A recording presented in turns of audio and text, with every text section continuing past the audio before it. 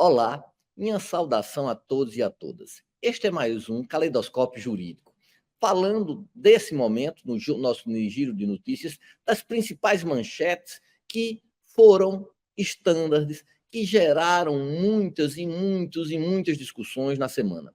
A primeira é um julgamento inconcluso, que vamos falar ainda muito nele, que é a discriminação da maconha. Mas por que a descriminalização da maconha? A descriminalização da maconha não é apenas uma política pública, é um meio de enfrentar os traficantes, de definir e diferenciar quem é usuário e quem é traficante, tratando-os de forma obviamente desigual. Então, a tese é a declaração da inconstitucionalidade do artigo 28 da Lei Antidrogas. O que vai variar é a quantidade, que alguns ministros dizem que pode ser 25 a 60 gramas. O artigo 28 da lei antidrogas diz o quê? Que adquirir, guardar, ter em depósito, transportar ou trazer consigo para consumo pessoal drogas sem autorização, em desacordo com a determinação legal. Desta forma, declarando-se a inconstitucionalidade do artigo 28, os usuários vão ter este seu uso, e não é tráfico, diferencia-se novamente o que é traficante de usuário, vão poder utilizar dessa droga, ainda não se sabe, o julgamento não terminou, se será todas as drogas ou apenas maconha. Se for só maconha, vai também necessitar de saber qual é o referencial, para que eles possam usar, para que eles possam fazer, para que eles possam tentar minorar o seu vício. Veja, é uma contradição? Não.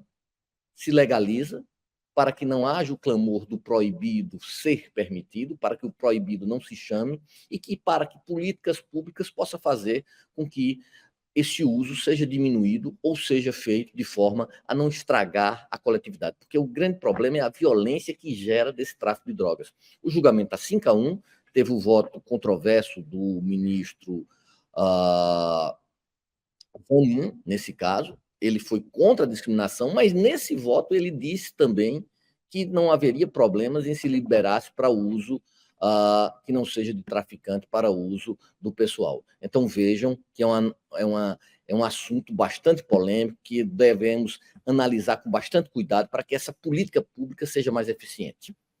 Uma outra notícia que chamou a atenção de todos foi a equiparação pelo STF de crimes contra a honra como a pessoas do grupo LGBTQI+, como crime de injúria racial. Já desde de um julgamento que ocorreu lá nos idos dos anos 2000, que um crime contra a opção, condição sexual, identidade de gênero, é traduzido, é transcrito como um crime de racismo. Só que havia uma omissão, só que havia uma lacuna para explicar o quê? Para explicar, para dizer que aqueles que assentissem em crimes contra a honra, com discriminação, a identidade de gênero ou opção sexual, também seria um crime de injúria racial. O crime normal de um atentado já seria um crime racial, equiparado a racial, e o crime contra a honra não tinha essa normatização. Achamos que houve um avanço. As minorias no Brasil têm que ser protegidas, os discursos de ódio, essas fake news, elas têm que ter seus parâmetros. Então, teremos que restringir a questão, principalmente, da liberdade de expressão, que a liberdade de expressão não rima com o discurso de ódio. E, por último, o STF valida a implementação do juiz de garantias. Por 10-1, a Corte decidiu que é constitucional a matéria que foi trazida no pacote anticrime e que teria o prazo de 12 meses, prorrogáveis por mais de 12 meses para implementação. O que seria esse juízo de garantia? O juízo de garantia seria que toda persecução penal, todo inquérito processual, bem como todas aquelas medidas cautelatórias durante o processo, ficaria em encargo deste juiz. Então, haveria uma dualidade de juízes, um para a instrução até o recebimento da denúncia e outro para o processo penal propriamente dito. Isso para quê? Para garantir que os direitos fundamentais do cidadão sejam assegurados. para impedir arbitrariedades, para impedir todos aqueles acharques que ficaram muito nítidos na questão da Lava Jato. A questão é uma questão complexa. Por que complexa? Porque, veja, nós não teríamos um custo de transação exacerbado ao implantar essa matéria? Essa implementação não seria tão cara, não iria gerar uma maior duração do processo. Nós teríamos para implementar nos quase 5.600 municípios todas essas ações. Então vejam que são questões que são extremamente pesarosas, são extremamente complexas. Nós temos que ter uma estrutura para fazer. E essa estrutura, pensa-se que no prazo de 12 meses, prorrogáveis por mais 12 meses, seria um tempo factível para que os estados pudessem fazer isso. Essas foram os giros de notícias dessa semana. Vamos agora para a nossa entrevista. Muito obrigado a todos e a todas.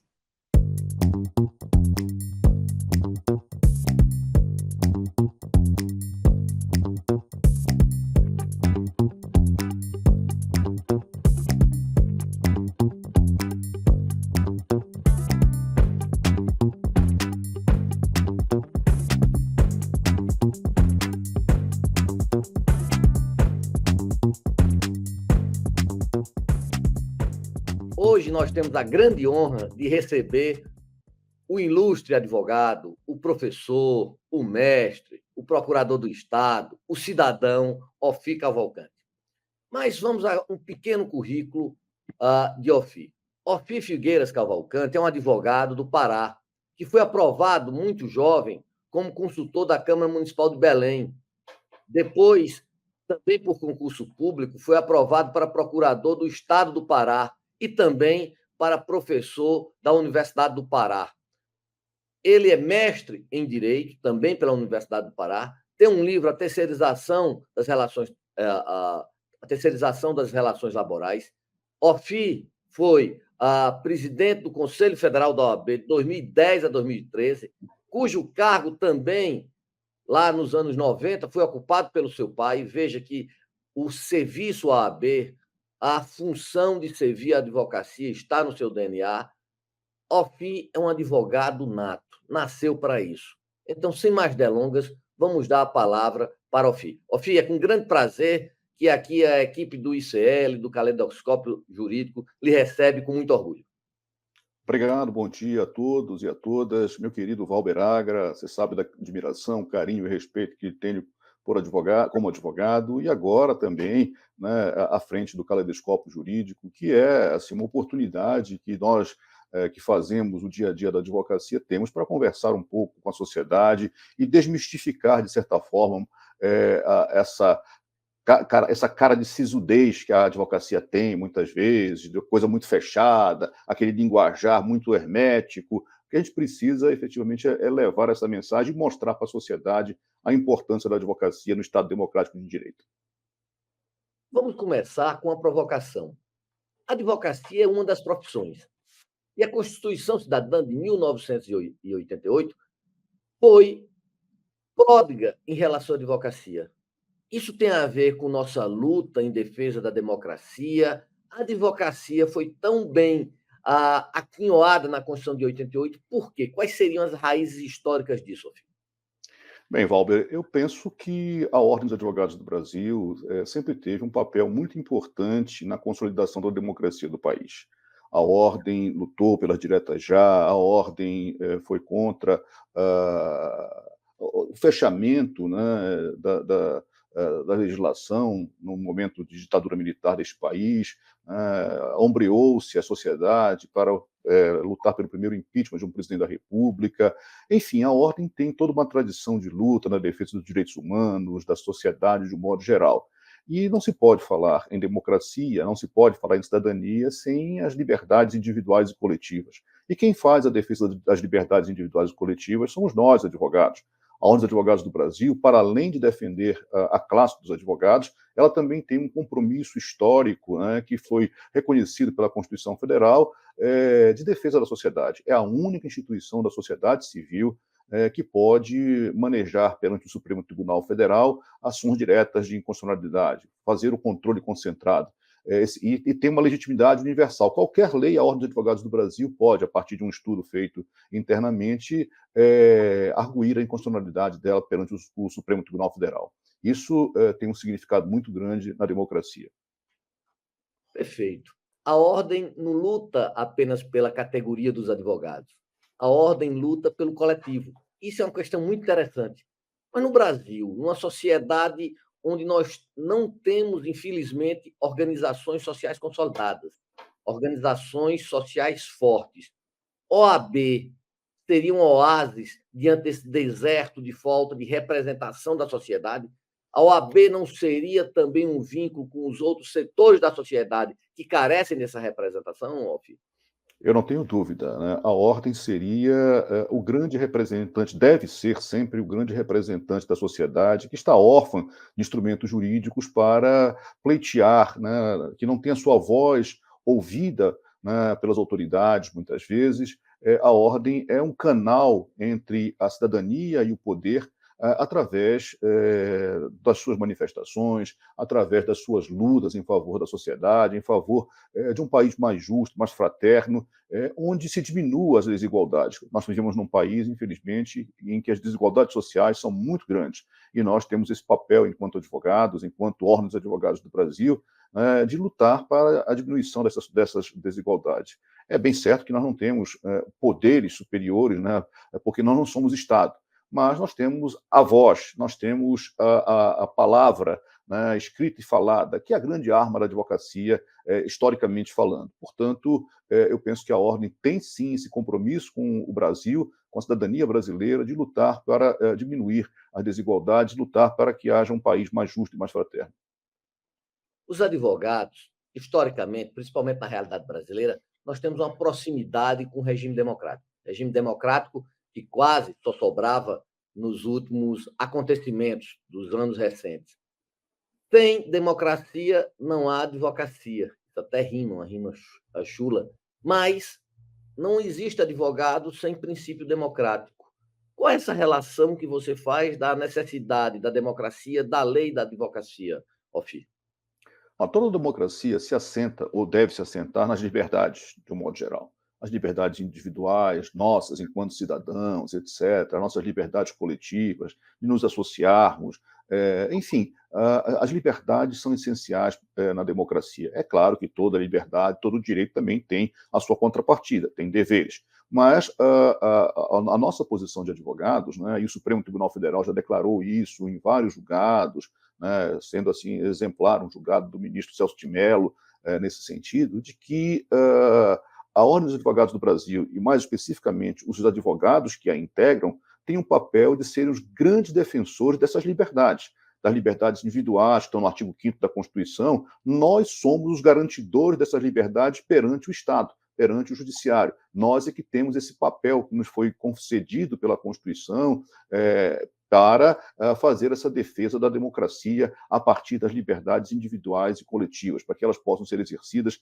na sua plenitude. Não podemos conceber que um cidadão seja impedido de se expressar, né, não tenha liberdade de expressão, que a imprensa seja calada. Enfim, nós precisamos cada vez mais de um país transparente, democrático, republicano, onde a coisa pública seja de todos e não só de alguns privilegiados para tanto. E, nesse sentido, o papel dos advogados é muito importante para fazer prevalecer esses direitos. Nos últimos acontecimentos, agora dessa quadra histórica tão perigosa, onde nós chegamos quase à beira do precipício, onde, diante desse dilema de civilização à barbárie, a Constituição, a defesa da Constituição saiu prevalecente, a democracia defensiva prevaleceu, a OAB exerceu esse mundo nos públicos, nós conseguimos preponderar, garantindo a civilização contra a barbárie. Esse dia do 8 de janeiro, um ato assim infame, onde os vândalos quiseram entrar e espinzinhar nossas instituições. Qual é o balanço que você faz de tudo isso e o papel da OAB nessa quadra histórica tão importante? Bem, primeiro, enquanto cidadão, enquanto um defensor da democracia, a gente repudia completamente as atitudes que foram adotadas no dia 8 de janeiro. tentando solapar a nossa democracia, tentando, a partir de fake news, levar o povo brasileiro a uma compreensão diferente do que sempre se pontuou. Nós somos um país pacífico, uma população pacífica, as nossas revoluções todas foram feitas sem sangue, né, e sempre no diálogo, etc. Portanto, aquele tipo de atitude no dia 8 de janeiro, né, no sentido de diminuir os poderes da República, tem que ser efetivamente rechaçado, como de fato foi, tem que ser punido, como de fato está sendo, mas a gente fica com uma lição de que nós não podemos, né, sem pensar no todo, sem pensar na coletividade, achar que temos mais direitos do que outros, como aquelas pessoas achavam que tinham e fizeram o que fizeram.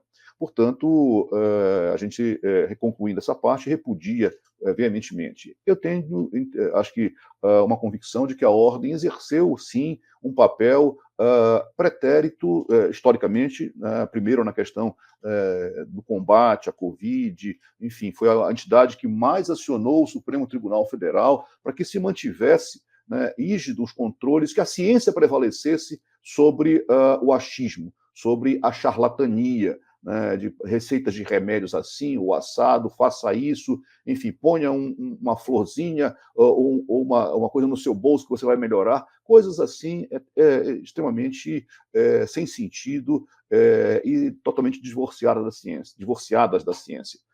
Mas a ordem se manteve nesse papel, foi o Supremo Tribunal Federal, para que as vacinas fossem aplicadas em todos, enfim, exerceu o papel que a sociedade espera da Ordem dos Advogados do Brasil. E isso, evidentemente, tem sempre um preço, né?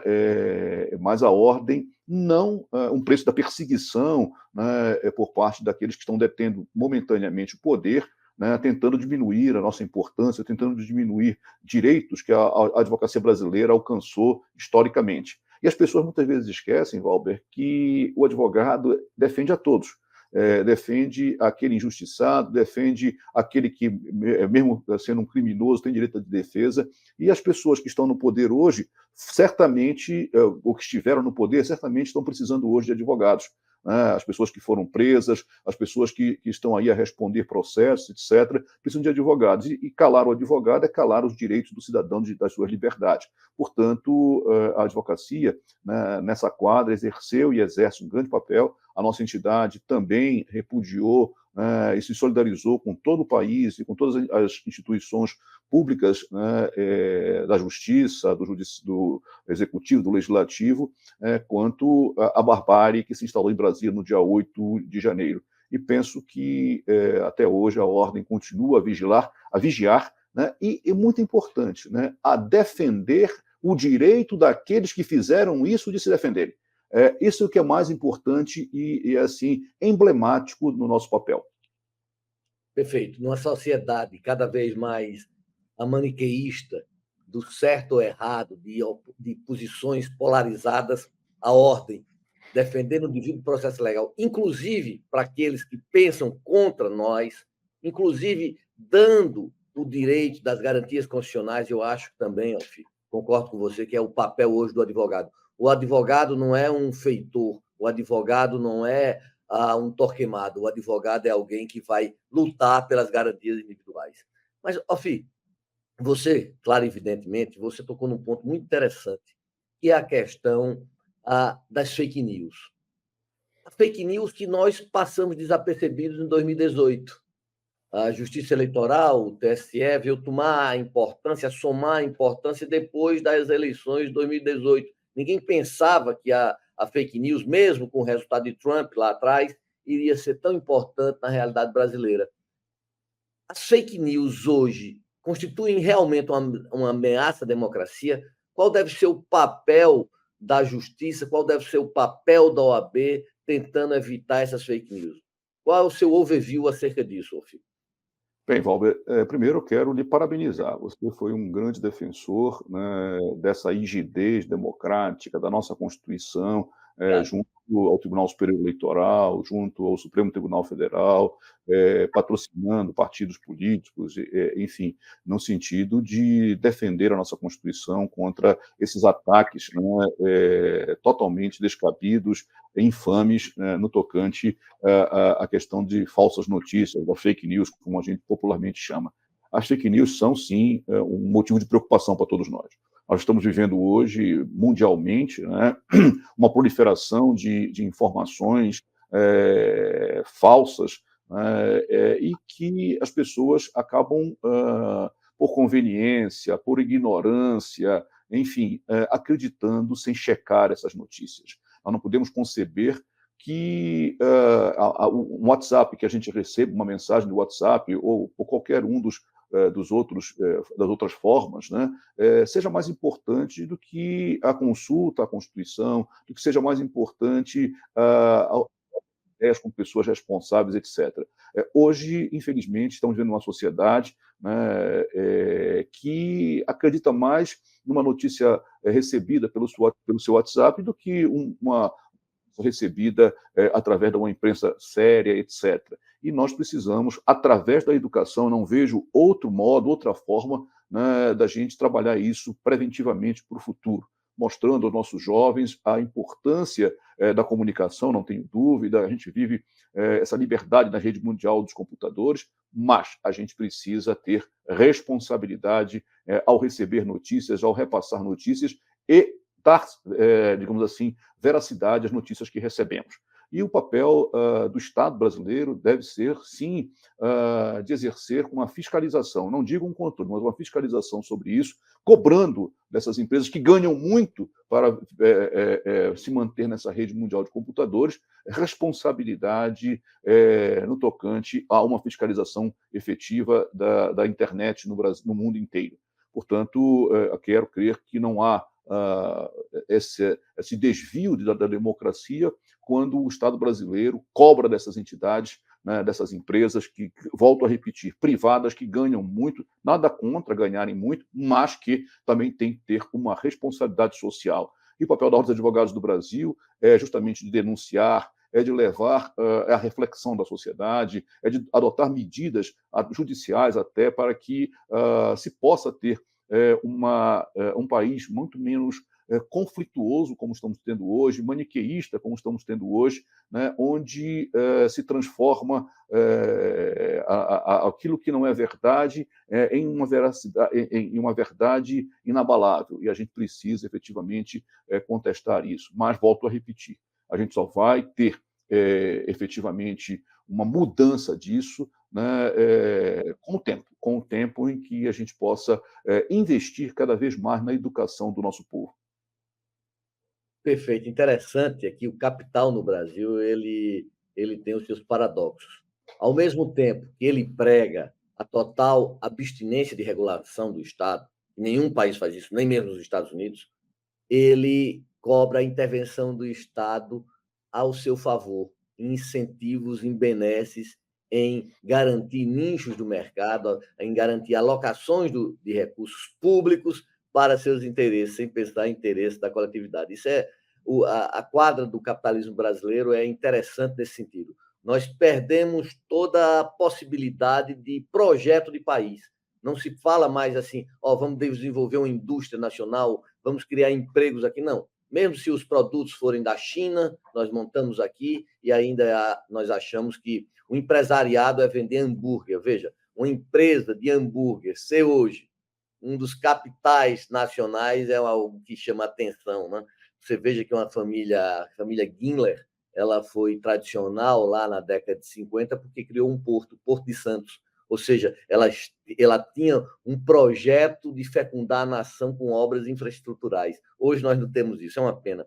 Mas, Ofir, vamos voltar agora. Não quero mais falar de Ofir apenas como advogado. Vamos falar Ofir agora como professor da UFBA. A tua dissertação de mestrado foi sobre a terceirização das relações trabalhistas. Hoje, as terceirizações atingiram níveis inauditos, como, por exemplo, a uberização da mão de obra. A tua tese em relação a esses eventos agora eu posso dizer que essa terceirização ela atingiu o ápice, mas também a terceirização rima com precarização ou não? A terceirização seria uma forma de garantir a autonomia e não de precarizar a mão de obra. Qual é teu posicionamento em relação a isso? Primeiro, Val, eu queria situar historicamente o momento em que escrevi isso. Foi em 1996, quando a questão da mundialização dos mercados, né, da universalização do comércio, etc., começava a graçar no mundo, né, e o Brasil sentia os efeitos disso. Né, mas havia uma resistência por parte da legislação trabalhista. Eu sempre fui um advogado da área trabalhista. Eu lecionei na Universidade Federal do Pará, direito do trabalho, etc. Sempre fui um estudioso dessa área, né, embora advogasse muito mais para empresas do que para o trabalhador. Mas sempre tive uma visão crítica a respeito do papel de cada um, né, do trabalhador e das empresas, historicamente falando, né, desde a Revolução Industrial até os dias de hoje. Em 96, então, eu vi que havia, né, uma visão equivocada sobre essas novas formas de trabalho. Né? É evidente que essa resistência ela tolhia demais, né, a possibilidade do empresário gerir o seu emprego, gerir o seu negócio. Pontuei naquele momento que era necessário se refletir a respeito de uma súmula que existia no Supremo Tribunal Federal, que consolidava a jurisprudência, que dizia que só poderia haver terceirização na atividade meio, não podendo haver na atividade fim. Então, você tinha a terceirização de limpeza e conservação, de vigilância, enfim, segurança, mas aquilo que a empresa produzia e teria que entregar ao mercado, né, não poderia haver essa terceirização. Isso seria uma forma disfarçada de relação de emprego e teria que ser punido. Né, punido com a condenação da empresa que contratou a empresa de terceirização a assinar o contrato de trabalho, assinar a carteira de trabalho do trabalhador e garantir direitos a eles. Isso teve um debate muito interessante com os bancos, a parte de tecnologia da informação dos bancos, que logo no começo, na década de 80, de 90, se dizia que o banco era responsável porque contratava uma empresa de terceirização e a terceirização nessa área era uma atividade fim. Então, se passou a ter um debate candente no dia a dia. O Supremo Tribunal Federal só veio se manifestar mais recentemente sobre essa questão. Era algo que a gente lá atrás, em 96, já pregava e que agora restou reconhecido. Mas só que agora, né, eu diria, não se trata de fazer um meia-culpa, eu continuo pensando da mesma forma, só que agora houve um liberou geral, desculpa uma expressão bem popular, né, e que justamente causa, né, essa questão que você referiu da precarização da mão de obra, com salários muito baixos, etc., quebrando uma certa isonomia que podia ter. Nem tanto o mar, nem tanta terra. Eu preferiria que nós tivéssemos a possibilidade da terceirização, mas uma terceirização com algumas regras, com algumas proteções ao trabalhador terceirizado, né, no sentido de haver uma certa isonomia com o trabalhador da empresa, de ter garantias, do ponto de vista previdenciário, garantias da saúde do trabalhador, meio ambiente de trabalho rígido. Então, assim, eu acho que as coisas não podem voltar, né, àquilo que foram. Não pode ser 8 ou 80. Na Revolução Industrial, nós tínhamos os meias-forças, que eram crianças trabalhando, que eram mulheres grávidas trabalhando, etc., sem nenhum tipo de proteção. Depois, isso endureceu de uma forma tal que, corretamente em algumas situações, mas a gente não pode voltar agora a essa época da Revolução Industrial que a gente tanto condenou, onde o homem era um produto. O homem não era uma força de trabalho que fosse bem recompensada. Não podemos voltar a isso. Portanto, continuo defendendo a possibilidade de terceirização, continuo defendendo que essa questão da atividade meia, atividade fim, não é o critério mais correto e coerente para se dizer se há ou se não há terceirização, mas eu também entendo que nós não podemos voltar, né, à barbárie, a uma escravidão, né, por conta disso, com a precarização do trabalho e dos empregos. Vejam como a entrevista ela desnuda algumas coisas. Veja o sentido social, o acurado pendor de olhar ainda nessa relação capital-trabalho, onde quase sempre o trabalho é vilipendiado, essa análise, apesar de Alfi ter trabalhado muito mais para as empresas, o que dá aí o seu caráter holístico. Mas, Alfi, vamos voltar o tempo que você foi presidente do Conselho Federal da OAB. A questão do exame de ordem. Hoje nós temos mais advogados do que qualquer um outro país, mais do que a Índia, que tem uma população muito maior, infinitamente maior do que a brasileira. O exame da ordem é ainda essencial para a advocacia? A sua constitucionalidade, que foi ventilada na sua época, você tão bem defendeu. O exame de ordem é imperioso para a advocacia ainda, Alfir? Eu não tenho dúvida de que sim. As situações que estavam presentes quando nós lutamos pela manutenção do exame de ordem, pelo reconhecimento da sua constitucionalidade, né, à luz dos preceitos que estão incertos na nossa Carta Magna, elas continuam presentes. Primeiro, nós tivemos, historicamente, um boom, uma explosão de cursos jurídicos no Brasil.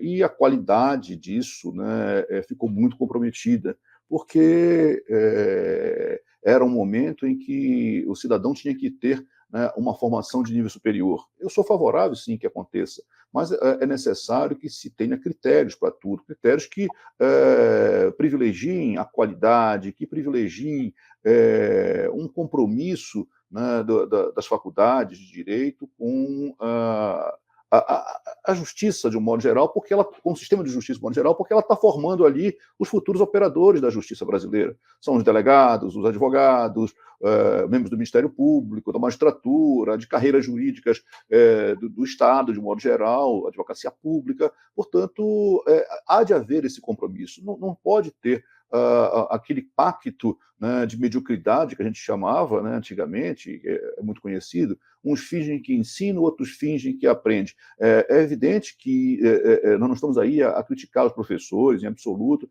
mas a falta de compromisso, muitas vezes, dessas entidades de ensino que estavam muito mais interessadas em receber, né, as mensalidades dos seus alunos ou os financiamentos, os subsídios que o governo brasileiro dava, né, e dá ainda, né, financiando o estudo dos alunos pobres, etc., carentes, e essas universidades, para se manter, acabam vivendo disso. Portanto, as condições históricas me parecem que continuam mantidas. Hoje nós temos 1.350.000, em média, um pouco mais, um pouco menos de advogados no Brasil. É muito, realmente, é muito. Naquela época que eu fui presidente, não se chegava a 1 milhão, e já era muito. Imagina agora, em que a gente vai nesse avançar aí de cursos de direito, que acabam rendendo alguns pobres, vamos dizer assim, alguns empresários que não têm compromisso com o ensino, mas compromisso com a sociedade, com compromissos com seus próprios bolsos. Isso acaba, digamos assim, encaminhando para uma necessidade de um certo controle social a respeito desses cursos de direito. E esse controle social vem, Valber, justamente no exame de ordem, porque é um exame que procura aferir minimamente, né, o conhecimento técnico que foi repassado nas universidades. É um exame de aptidão, não tem número de vagas. Né, você precisa, você e você mesmo, no sentido de alcançar uma nota mínima para que você possa exercer a tua profissão. Né, porque essa é uma profissão que a gente já viu logo no começo dessa entrevista, que tem um compromisso histórico com a democracia, que tem um compromisso histórico e constitucional com as liberdades do cidadão. Então, imagina você, da gente deixar que pessoas que não têm uma certa qualificação, né, mínima para exercer a advocacia estejam no mercado de trabalho e trazendo prejuízos às pessoas. Né? O advogado lida com dois bens que são vitais na vida das pessoas, né, que é a liberdade e o patrimônio. E a pessoa estar presa por um erro da advocacia, a pessoa perder seu patrimônio por um erro do seu advogado, é algo que a gente, enquanto instituição, precisa ter esse compromisso com o país, como temos historicamente demonstrado isso. Portanto, o exame de ordem, ele é necessário, ele tem assento constitucional, né, porque cabe ao Estado brasileiro disciplinar, e o Supremo Tribunal Federal reconheceu isso, né, as qualificações profissionais necessárias para o exercício de uma profissão. É o mesmo caso em relação aos médicos, que têm que fazer uma residência, enfim, aos engenheiros também. Então, a gente precisa ter essa concepção de que o sonho que é prometido, muitas vezes, na universidade, ele se torna um pesadelo, porque as pessoas, porque os empresários do ensino, não estou condenando a todos, isso certamente não pode ser tomado como uma verdade totalmente absoluta e global, não é isso. Temos faculdades privadas que são de nível de excelência espetacular, né? Mas temos um grande número de faculdades que não têm esse compromisso porque preferem pensar no bolso dos seus integrantes do que propriamente naquilo que vai produzir na sociedade. E o compromisso com o ensino é muito grande. Na Ordem dos Advogados do Brasil, na minha gestão, a gente trabalhou muito, porque a Ordem tem um parecer a respeito da liberação de novos cursos jurídicos, na nossa comissão que era o ensino jurídico, mas que nós transformamos na nossa gestão de educação jurídica, dado a amplitude que a gente enxerga esse compromisso com a educação. E a Ordem participou, debateu, foi às universidades, tentando se aliar, né, numa briga, numa corrente, eu diria, virtuosa de qualidade do ensino jurídico. Acho que avançamos, mas ainda temos muito a fazer, e eu tenho certeza que o exame de ordem veio para melhorar cada vez mais essa relação da advocacia com os cidadãos a partir da nossa autorização constitucional de defensores da liberdade. Não tenho dúvida nenhuma, veja, Alfio, o que a gente está fazendo com essa juventude, e eu sou professor do pessoal lá do terceiro período, quarto período, na cadeira de Direito Eleitoral e Direito Constitucional, veja que a gente está fazendo um estelionato com a juventude. A gente está oferecendo a eles uma ascensão social, um trabalho de cidadania, quando, na verdade, eles não têm nenhuma possibilidade, porque nenhum país precisa de tanto advogado. Isso, economicamente, é um custo de transação horrível. Eu estou aqui no Rio, teve ontem a conferência dos advogados, e a gente vê, tem setores assim que demandam advogados, mas que gera um custo de transação está tremendo, por exemplo, a questão previdenciária. Para que litigar tanto a questão previdenciária, que é essencial? Para que a litigiosidade na questão tributária? Veja, um país com 27 regulamentações só de ICMS. Isso é algo assim que nenhum país do mundo tem. Nós temos 4 instâncias. A sociedade merece conflituosidade dessa. Como procurador do Estado, eu, em Brasília, terça-feira, tive que fazer uma audiência virtual no interior, porque alguém que foi clonado, alguém que foi multado, alguém que é multado do Detran, ele chega e diz que a placa é clonada. E aí rola testemunho, eu vejo o custo disso, um custo assim que deveria ser algo meramente factual, cabal, gera um custo para o Estado muito grande.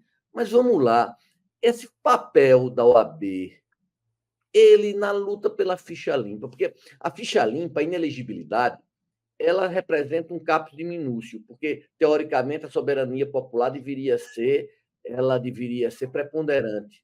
Mas esse caput minúsculo não ajuda a democracia, não ajuda a depurar a sociedade. A lei da ficha limpa representou, ao seu ver, Alfir, e com sua luta, um avanço ou um retrocesso? Bem, Valber, eu acredito que foi um primeiro passo. Um primeiro passo que tem como pano de fundo maior a questão da educação. Eu sempre pontuo que tudo, por trás de todas as nossas mazelas nesse país, temos a questão de uma educação deficiente do povo brasileiro, que precisa ser cada vez mais estimulada e melhorada pelo Estado. Então, a lei da ficha limpa veio num momento em que nós estávamos vivendo uma completa desordem, uma completa inversão de valores dentro da política brasileira. era necessário algum instrumento no sentido de dizer, olha, partidos políticos, vocês têm responsabilidades. A responsabilidade, vocês são a grande interlocução entre o cidadão e o Estado. Os partidos políticos são esse instrumento. Você, como professor de direito constitucional, como professor de direito, como advogado renomado e reconhecido nas instâncias eleitorais do nosso país, na justiça eleitoral do nosso país, sabe muito bem que é necessário que tenhamos uma participação do Estado nas questões eleitorais, né, no sentido de exigir dos partidos políticos cada vez mais responsabilidade. Os partidos políticos têm uma importância essencial na democracia. Eu não vejo como a gente possa ter democracia efetivamente se não tiver partidos políticos fortes, etc. Mas isso não pode ser desviado, né, para se colocar qualquer pessoa para ser candidato porque ela tem dinheiro, né? Ou porque ela tem votos, porque está na mídia, faz um programa de televisão ou de rádio, etc., que fala de crimes, fala enfim, de soluções do dia a dia que as pessoas podem ter, né? Muitas dessas soluções completamente equivocadas. Então, assim, nós não podemos buscar a democracia somente vencer eleições. Há necessidade de que as eleições sejam vencidas, sim, de uma forma democrática, séria, transparente, com as nossas urnas eletrônicas, que eu defendo sempre a sua rigidez, né? Mas os partidos deveriam selecionar melhor os seus candidatos. Então, se impor a esses partidos políticos algumas regras para que essas pessoas possam ser bem selecionadas e também condenar aquelas que usaram o mandato para benefício próprio e não para isso como um munus social, um munus da cidadania, para melhorar a nossa democracia, merece ser punido com uma inelegibilidade, etc. Eu sei que é controversa essa matéria, inclusive no âmbito do direito, pessoas que execram a lei da ficha limpa, etc., mas eu penso que ela veio para dar uma contribuição, para mostrar que os partidos políticos, aqueles que passam a exercer esse munus, porque ninguém obriga a quem quer que seja ser candidato, né? Você vai porque você quer cidadania ativa, né? Você tem esse direito, você pode exercer cidadania passiva, só votando, ou votando e sendo votado, e a cidadania ativa seria essa. Então, ninguém efetivamente trabalha, né, sem essa responsabilidade. Por isso que eu penso que a democracia ficou mais forte, sim, e se deu aos partidos políticos mais responsabilidades com a lei da ficha limpa. Sofia, para nós é um prazer, infelizmente, o tempo nos é ingrato. Ofir, como vocês tiveram agora o prazer de ver, não é apenas um cidadão, é um dos grandes baluartes da advocacia brasileira. É alguém que, literalmente, de norte a sul do país, passando no centro-oeste, morando em Brasília, dignifica a advocacia, tanto nos seus atos, como na sua experiência, como nos seus posicionamentos. Porque o advogado não precisa apenas aparecer, ele tem que ser. E para ser, nós temos que ter não só posicionamentos, mas nós temos que ter nossa vida, o nosso legado. E isso o Sophie tem, inclusive com o DNA, já que pegou do seu pai e o aprimorou, esse compromisso com a advocacia, com a cidadania brasileira. Sophie, o Caleidoscópio Jurídico, o ICL, fica muito honrado, muito satisfeito. Para nós, mais do que satisfação, é honra, e damos a você a oportunidade das suas considerações finais. Obrigado, Valber. Eu quero agradecer mais uma vez a essa oportunidade. Eu penso que a gente, cada vez mais que conversa sobre democracia, cada vez mais que conversa sobre o papel da advocacia, a gente ajuda as pessoas, ajuda a compreender qual o papel efetivo do advogado e a sua importância no Estado Democrático de Direito. Portanto, participar de um programa qualificado como o seu é uma honra para mim também, e eu tenho certeza que você também, que também tem no DNA a advocacia, com irmãos, enfim, com a família voltada para essa questão da área jurídica, como eu, seguimos bons exemplos. Esses exemplos têm que ser seguidos e não há nenhum problema na vida da gente de seguir bons exemplos, seja de nossos pais, nossos irmãos, nossos tios, enfim. isso não nos desmerece. A gente tem apenas que, a partir daqueles exemplos, melhorar cada vez mais a nossa atuação e a atuação da justiça. Portanto, contem sempre com a gente e parabéns também, fico muito honrado por esse convite. Bem, nós agradecemos ao advogado, o cidadão, o pai de família, Ofir Cavalcante, por ter nos brindado. E gostaríamos de convidar vocês para o próximo Caleidoscópio Jurídico, que vai ao ar pelos canais Eduardo Moreira, o ICL, no YouTube, todas as terças-feiras, de 5 às 6 da tarde. Muito obrigado a todos e a todas.